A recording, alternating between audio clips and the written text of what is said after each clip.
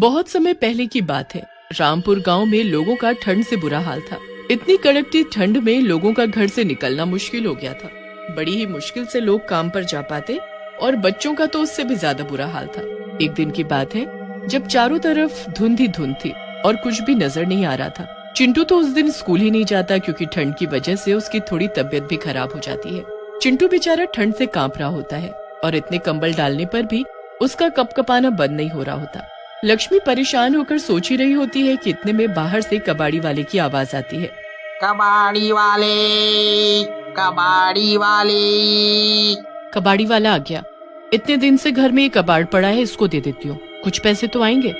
बस फिर लक्ष्मी घर में पड़े कबाड़ को ले जाकर कबाड़ी वाले को देने लगती है कि तभी उसकी नजर एक हीटर पर जाती है। हीटर बिल्कुल नया होता है। अरे ये तो एकदम नया हीटर लग रहा है, तुमको ये किसने कबाड़ में दे दिया? अरे बस ऐसा ही है बहन जी, कभी कभी बढ़िया सामान भी मिल जाता है। आपको ये खरीदना है तो बताओ, बस 200 रुपए में दे दूंगा। 200 रुपए? नहीं नहीं, 100 में देना है तो दो। जैसे तैसे करके लक्ष्मी उस हीटर को बस 100 रुपए में ही खरीद लेती है। वो जल्दी से प्लग लगाकर हीटर को चिंटू के पास रख देती है। हीटर के जलते ही उसमें से अजीब सी आवाज आती है। अरे ये अजीब सी कैसी आवाज आ रही है इस हीटर से? अरे माँ, ये पुराना है ना, तो शायद इसमें कोई खराबी हो। हाँ तुम सही बोल रहे हो, आवाज से हमें क्या करना, हमें तो बस इससे गर्माहट मिलती रहे वही काफी है। उस हीटर से इतनी गर्माहट आती है कि पूरा घर एकदम गर्म हो जाता है।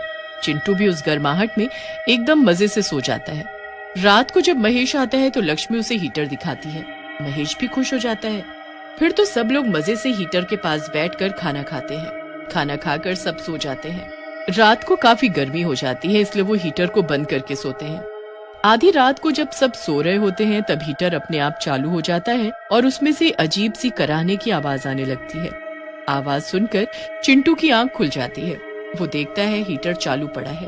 अरे ये हीटर तो माँ ने बंद किया था, फिर कैसे चालू हो गया? और ये इसमें से इतनी अजीब आवाजें कैसी आ रही हैं? चलो कोई नहीं, मैं ही इसे अभी बंद कर देता हूँ। चिंटू उठकर हीटर के पास जाता ही है कि उसे उसमें 2 आंखें दिखाई देती हैं। आंखें एकदम लाल और डरावनी होती हैं। चिंटू उन आंखों को एकदम करीब जाकर देखने लगता है तो उसे उनमें से आंसू आते दिखते हैं। चिंटू ये सब देखकर एकदम घबरा जाता है। वो अपनी माँ को आवाज देने ही लगता है कि तभी हीटर से एक भूत बाहर आता है और वो खींचकर चिंटू को हीटर के अंदर डाल देता है। अब मैं आजाद हो गया। आखिरकार इतने सालों बाद मुझे आजादी मिल ही गई। अब मैं इस लड़के की जगह लेकर इसकी जिंदगी जीऊंगा और आजादी से रहूंगा। भूत चिंटू को हीटर में बंद करके उसकी जिंदगी जीने लगता है। उसका बर्ताव उसके माँ बाप को कुछ बदला बदला सा लगता है, पर फिर वो सोचते हैं कि शायद वो बीमार था इसलिए ऐसा कर रहा है। हीटर के अंदर चिंटू बंद चिल्लाता रहता है, पर हीटर बंद होने की वजह से कोई उसको सुन नहीं पाता। अब जब रात होती है और सब लोग खाना खाने बैठते हैं तो खाना बिल्कुल ठंडा हो चुका होता है। अरे ये क्या, बिल्कुल ठंडा खाना, इसे गर्म क्यों नहीं किया? जी वो लकड़ी खत्म हो गई थी इसलिए। चलो कोई बात नहीं, फिर ऐसे ही खा लेते हैं। सब खाना खाने लगते हैं, पर जैसे ही चिंटू की शक्ल में वो भूत रोटी को हाथ लगाता है कि तभी रोटी से धुआं निकलने लगता है। महेश चिंटू के हाथ की रोटी को छूकर देखता है तो वो एकदम गर्म होती है। महेश को बड़ी हैरानी होती है कि ठंडी रोटी एकदम गर्म कैसे हो गई। और फिर जैसे ही चिंटू पानी का गिलास उठाता है तो वो भी उबलने लगता है। अब तो महेश और लक्ष्मी ये सब देखकर बड़े परेशान से हो जाते हैं और उनको चिंटू की फिक्र होने लगती है। रात को ठंड ज्यादा होती है, इसलिए लक्ष्मी महेश को हीटर चालू करने को कहती है, पर चिंटू तभी गुस्से में मना कर देता है कि हीटर नहीं चलाना। अरे बेटा, पर ये देख तो आज कितनी ठंड है। कहाँ है ठंड, इतनी तो गर्मी है, कोई ठंड नहीं है, चुपचाप जाकर सो जाओ। गुस्से में लाल चिंटू ऐसा कहकर हीटर उठाता है और उसे घर के पीछे फेंक देता है। ये देख महेश उस पर गुस्से से चिल्लाता है, पर चिंटू उससे भी ज्यादा चिल्लाने लगता है। लक्ष्मी दोनों को चुप होने को कहती है। उसे समझ ही नहीं आ रहा होता कि आखिर चिंटू को हो क्या गया है, क्योंकि इससे पहले उसने कभी ऐसा नहीं किया होता।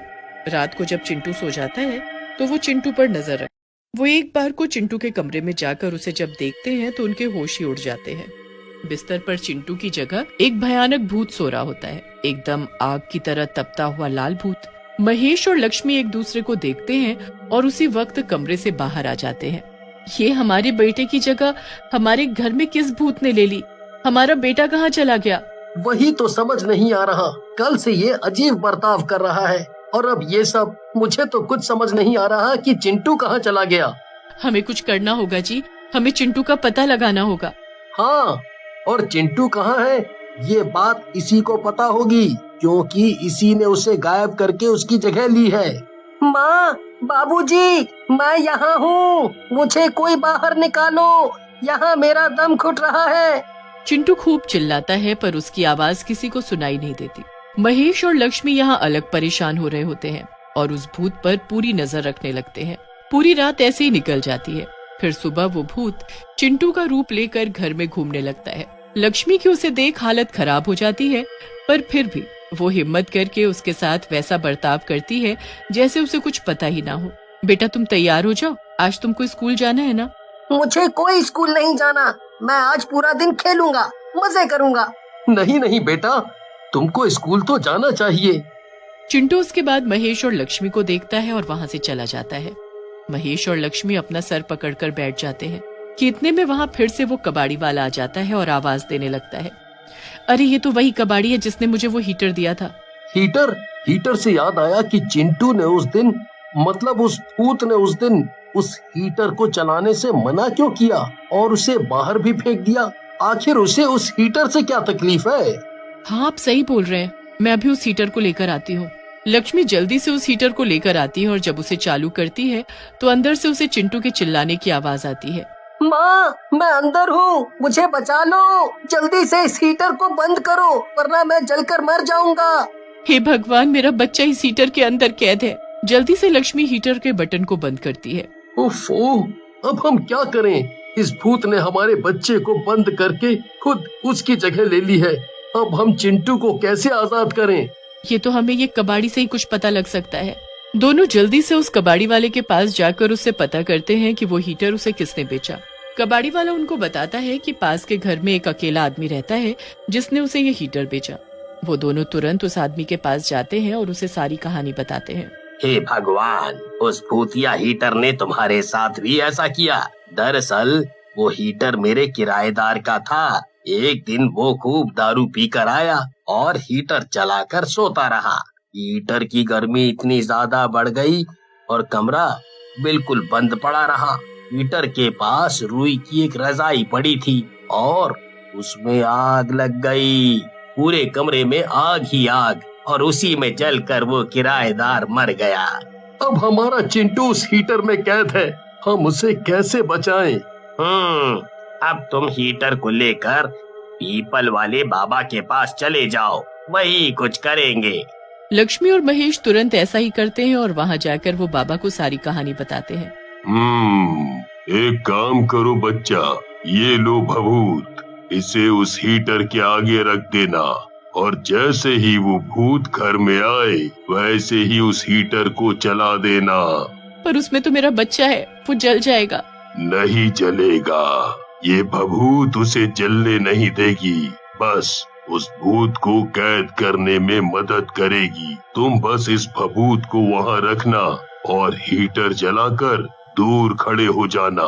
जैसे ही वो भूत गुस्से में उस हीटर के पास उसे फेंकने, तोड़ने या नष्ट करने के लिए जाएगा, तुम जल्दी से भभूत उसके मुंह पर उड़ाकर ये पड़ा हुआ पानी उसके पीछे फेंक कर मारना।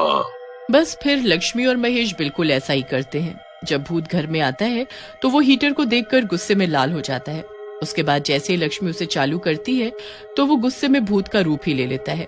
भूत उस हीटर को तोड़ने को जैसे ही आगे बढ़ता है कि महेश हीटर के सामने रखी भभूत फूंक मारकर उसके मुंह पर उड़ा देता है और पीछे से लक्ष्मी उसके ऊपर वो पड़ा हुआ जादुई पानी फेंकती है। भूत बुरी तरह चिल्लाता हुआ हीटर में समा जाता है और चिंटू बाहर निकल आता है। उसके बाद वो उस हीटर को उठाकर एक नदी में ले जाकर फेंक देते हैं। भूत अंदर ही चिल्लाता रह जाता है पर कभी उससे बाहर नहीं आ पाता।